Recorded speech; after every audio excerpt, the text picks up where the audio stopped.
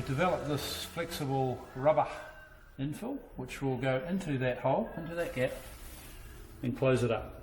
So all we do is we will just use a bit of dishwashing liquid and a bit of water and just give it a little bit of moisture down through there, and you'll see the top end and the bottom end, so the wedge goes in, of course. Goes in there, like that. Very simple. Just keep wetting it.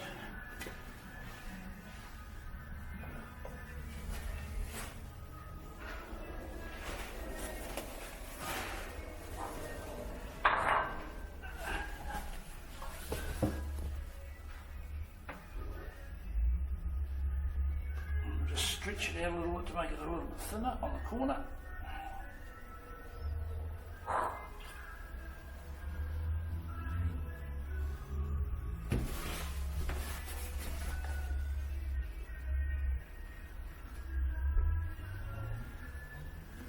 Just move your elbow back. Let's push it away from you there. Push it in. Yeah. Push it down in there.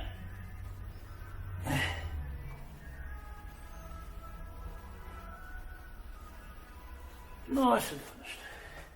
Nice and simple. Tidy finish to that. Otherwise I could get